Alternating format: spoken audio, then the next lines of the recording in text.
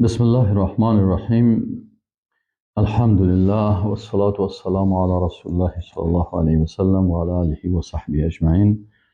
دوستای عزیز، السلام علیکم و رحمت الله. شاگردای گران قدر، خواهران و برادرای محترم، در درس 17 هستیم که اسم الحکیم الله سبحانه و تعالی را انشاءالله میخوانیم. و الحکیم در لغت از کلمه حکم گرفته شده هست که حکم به معنای منع و قضاوت کردن، فیصله کردن، علم و فقه داشتن و معانی مختلفی میآید.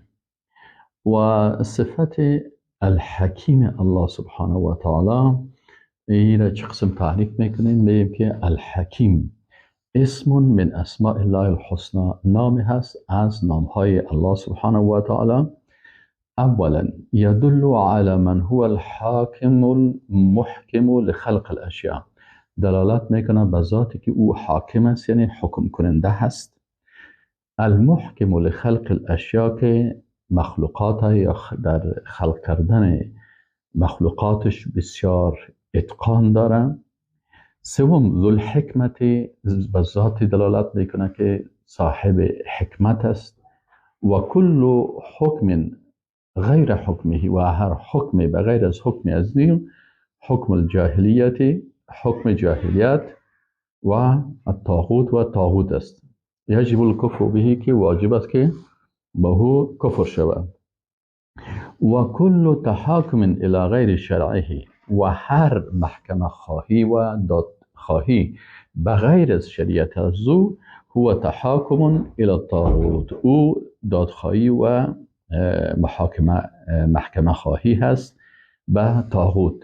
و الحکم بغیر حکمه کفر، و حکم کردن بغیر از حکم او ذات حکیم او کفر است.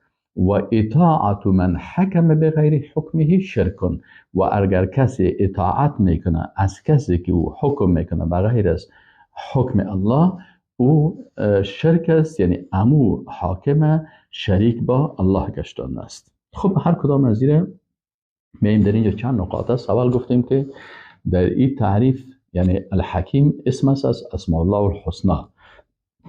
دلیل ما چی هست؟ در سوره بقره آیه 32 قالوا سبحانك لا علم لنا الا ما علمتنا انك انت العلیم الحکیم.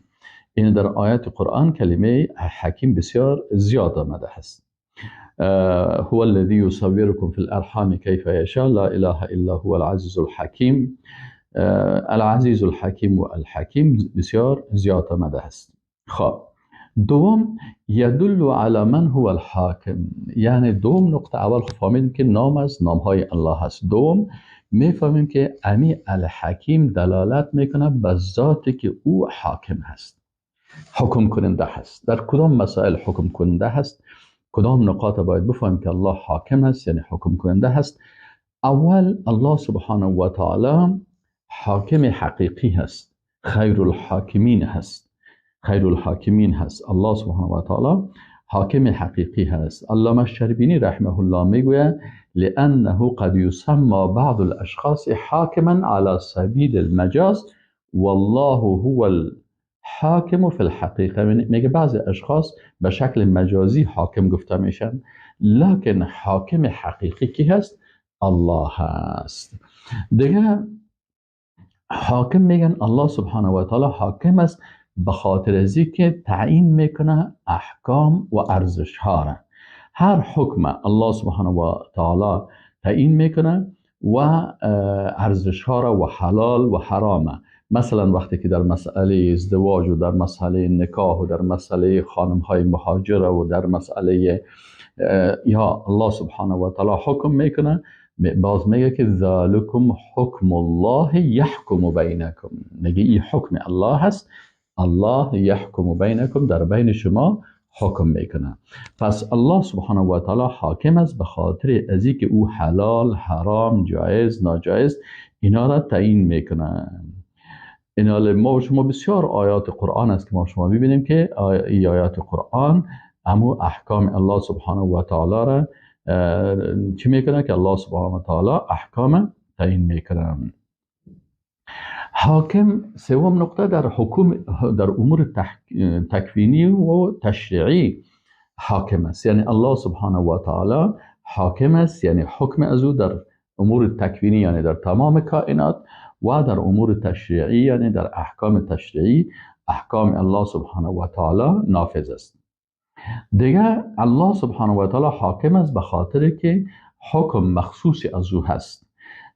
الا له الحکم، الله سبحانه و تعالی در سوره انعام آیت 62 میگه که الا آگاه باشید له الحکم، حکم مخصوص الله هست. همین قسم در سوره قصص آیت 17 الله سبحانه و تعالی میگه و هو الله لا اله الا هو له الحمد فی الاولى والآخره وله الحکم، یعنی وله الحکم یعنی حکم کردن مخصوص از او هست. بسیار آیات قرآن هست اینجا که ما مثلا چی کردیم؟ فالحکم لله العلی الکبیر در سوره غافر هست، در الا له الخلق والامر در سوره اعراف است آیت 54 این الحکم الا لله و آیات زیاد هست. اینجا وقتی که ما و شما این آیات میخوانیم میفهمیم که حکم کردن مخصوص الله است. همین قسم که دیگه عبادت ها مخصوص الله است، عبادت تشریعی که حکم کردن است که حلال حرام جایز ناجایز خوب زشت تعیین میکنه او الله سبحانه و تعالی است. الله سبحانه و تعالی حاکم است به خاطر از که در آیت قرآن میگه الیس الله باحکم الحاکمین، آیا الله سبحانه و تعالی بهترین فرمان روایان نیست؟ بله یا رب. خب دیگه خیر الحاکمین است الله سبحانه و تعالی، سوره یونس آیت 107 میگه و هو خیر الحاکمین. دیگه حاکم به خاطر ازی که الله سبحانه و تعالی حکم کننده هست در دنیا و در آخرت. الملک یومئذ لله یحکم بینهم، یعنی در آخرت هم الله همین قسم که در دنیا حکم میکنه در آخرت هم الله سبحانه و تعالی حکم میکنه. خب آیات زیادی در این راسته هم است. دیگه ای که الله سبحانه و تعالی حاکمی هست که باید در اختلافات، چی در اختلافات سیاسی باشه، در اختلافات قضایی باشه، در مسائل جنایی باشه، در مسائل امور شخصی باشه، در هر چیز که باشه، در هر اختلاف منازعه باید به حکم الله سبحانه و تعالی رجوع شود. و ما اختلفتم فیه من شیء فحکمه الی الله، میگه در هر چیزی که شما اختلاف کردین در اونجا حکم به سوی الله هست، یعنی الله سبحانه و تعالی باید بر شما حکم بکنه. در آیت 59 سوره نساء الله سبحانه و تعالی میگه که فان تنازعتم فی شیء، اگر شما در یک چیز منازعه کردین فردوه الی الله و الرسول، او را رد کنین به طرف الله و رسولش ان کنتم تؤمنون بالله والیوم الاخر، اگر حقیقتا شما به الله و روز قیامت ایمان دارین.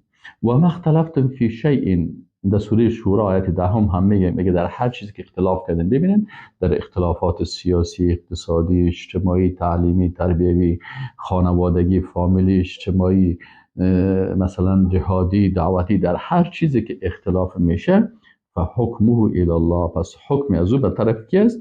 و ما اختلفتم فی من شیء فحکمه الی الله، حکمش به طرف الله است. هشتم حاکمی هست الله سبحانه و تعالی که پیغمبرها و کتابهایش چی کرده؟ برای حکم نمودن نازل کرده.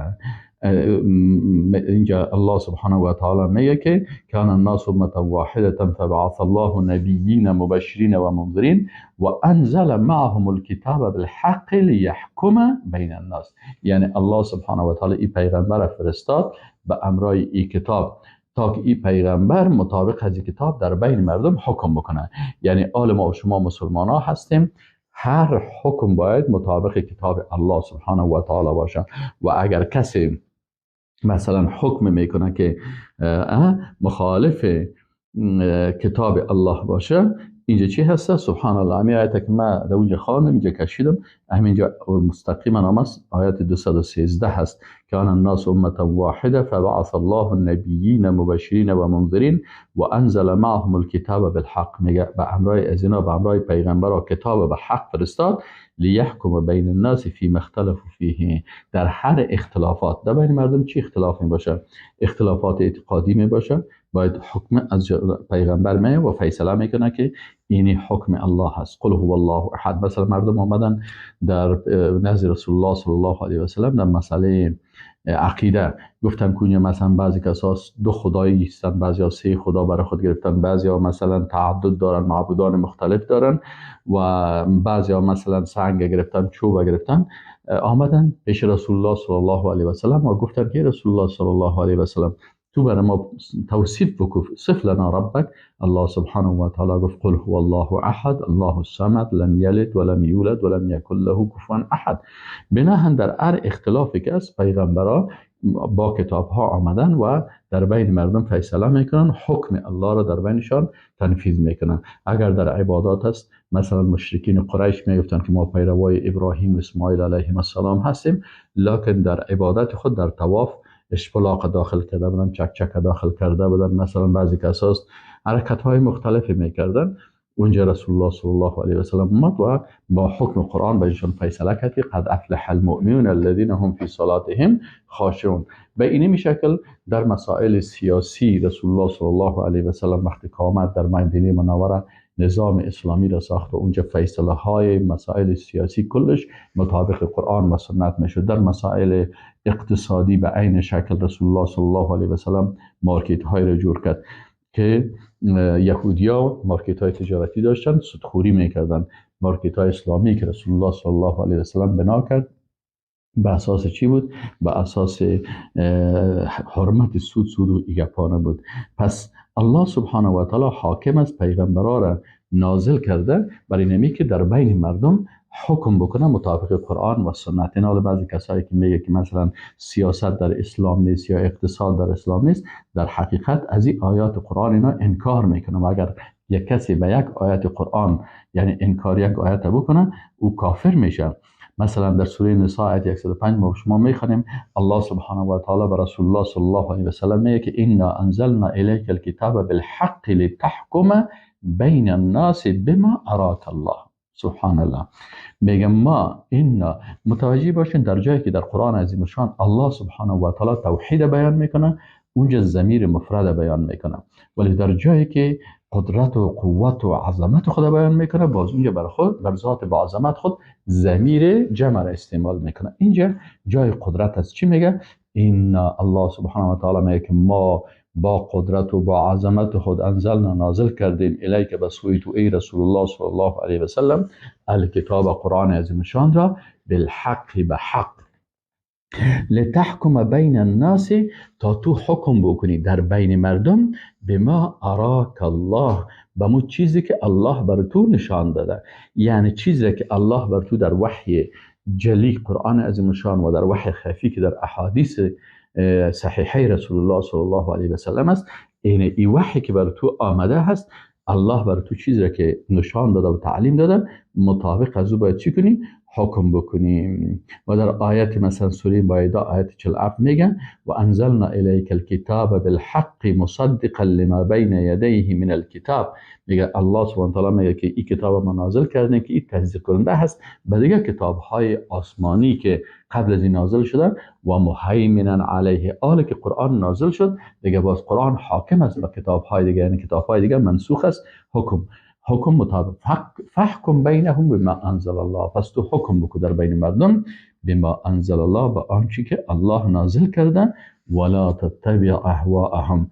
مطابقت از اهوای از اونا نکن.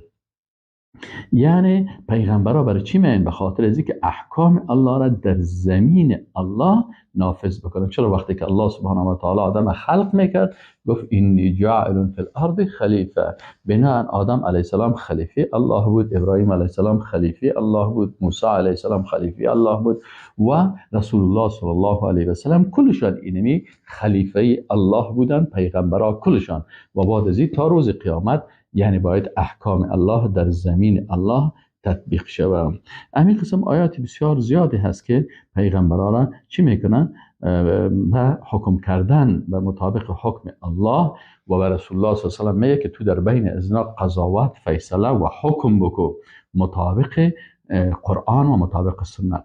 و در آیات دیگه میگه فلا و ربک لا یؤمنون. الله سبحانه و تعالی میگه قسم است به ذات با عظمت رب تو، در اینجا الله سبحانه و تعالی به ذات با عظمت خود قسم یاد میکنه که لا یؤمنون، این مردم مؤمن گفته نمیشن حتی یحکموک فیما شجر بینهم، تا وقتی که رسول الله صلی الله علیه و سلم تو را حکم قرار ندن در چیزهایی که تو در چیزهای که اونها اختلاف کردن، فیما شجر بینهم و ثم لا یجدوا. خب به ایمانشان تکمیل میشه، میگن نه، چون الله الحکیم است، حاکم است، باید پیغمبرش فیصله بکنه مطابق کتاب الله. خب مردم آمدن پیش رسول الله صلی الله علیه و سلم و مطابق امو فیصله رسول الله صلی الله علیه و سلم فیصله کردن، ایمان صحیح میشه. نه یک شرط دیگه هم داره، ثم لا یجدوا فانفسهم حرجا مما قضیت. باز میگه تو نباشه که حکم قبول بکنن لکن به دلتنگی، باید دلشان هم تنگ نباشه، در نفسشان در داخلشان حرج نباشه، بگه ما والا حکم قبول کردیم قضاوت رسول الله صلی الله علیه و سلم، لکن راضی نباشه. اگر راضی نبود باز هم انسان ایمانش قبول نمیشه. خب این حکم هم قبول کرد و در قلبش دلتنگی هم نکرد، ایمانش تکمیل میشه. نه، شرط سوم بیان میکنه دیگه. چی میگه؟ میگه و یسلم تسلیما، یا 100% به می احکام الله اینا تسلیم شوند. ایناله در اون صورت انسان مؤمن گفته میشه که در تمامی امور و زندگی، اعتقادی، عبادات، اجتماعی، اخلاقی، نظام سیاسی، نظام اقتصادی، نظام قضایی، نظام تعلیمی، نظام تربیوی، نظام جنگی و حربی، کل نظامایی که در اینجا هست کلش مطابق کتاب الله و سنت رسول الله صلی الله علیه و سلم فیصله شود. اگر فیصله نکنه الله متعال میگه ایمان از اینا قبول نیست. علامه طبری چه قسمی آیت شریف درباره چی میگه؟ میفرماید که به پروردگارت قسم است ای رسول الله صلی الله علیه و سلم که ایمان ندارن، یعنی به من و به تو و به آنچه که به تو نازل شده هست تصدیق ندارن تا اینکه در مشاجراتشان تو را فیصله کننده قرار ندهند. علامه رازی رحمت الله علیه چی میگن؟ میگه و هذا نص، میگه اینمی آیت قرآن نص است در چی؟ فی تکفیر من لم یرد به حکم الرسول علیه الصلاة و السلام. میگه این چی هسته؟ میگه اینمی نص صریح هست آیت قرآن در تکفیر، یعنی کافر شدن کی؟ کسی که او راضی نمیشه به حکم رسول الله صلی الله علیه و سلم، یعنی وقتی که رسول الله صلی الله علیه و سلم حکم میکرد مطابق وحی الهی حکم میکرد. ایناله اگر کسی به این تسلیم نمیشه، به این معنی که این انسان، این علامه شما میشناسین که این عالم بسیار بزرگ است، علامه رازی تفسیر دارد، مفسر بسیار بزرگ است. این میگه که اینمی انسان یعنی کافر میشه، کسی که حکم الله و حکم رسولش قبول نمیکنه. خب پس ما و شما اول خواندیم که الحکیم اسم از اسماء الله الحسنا هست. دوم خواندیم که الحکیم ذاتی است که الحاکم است، حکم کننده هست و آیاتی که در این راستا هست که الله سبحانه و تعالی حاکم حقیقی هست و پیغمبرها را فرستاده که باید مطابق کتاب ها و پیغمبرها و کتاب ها را فرستاده که مطابق از باید حکم شود. پس الله الحاکم هست، هم در دنیا هم در آخرت. هم در دنیا حکم میکنه، باید ما به حکم الله تسلیم شویم. در اینجا بسیاری کسا هستن، اینجا بسیار آیات بود، من کلش نتانستم که کلش براتون بخوانم چون نمیشه، مثلا وقت زیاد کار دارم. این حال خلاصی از این آیت ما براتون بیان کردم. این حال بسیاری کسایی هستن که مثلا به حکم پارلمان ها، به حکم مثلا کنگرس، به حکم ملل متحد، به حکم قانون مثلا جهانی، قانون بین المللی، قانون فلانی تسلیم میشن و این قوانین قبول میکنن و با دل خود از این راضی میباشن و به خاطر از این مبارزه میکنن. این کل از اینا در این آیات قرآن تکرار میکنن و این آیات سبب میشه که اینا از دایره ایمان خارج شوند. بسیار خطرناک است دوستای عزیز که کسی در مسئله حکم، یعنی حکم الله را قبول نکنه و حکم غیر الله را قبول بکنه.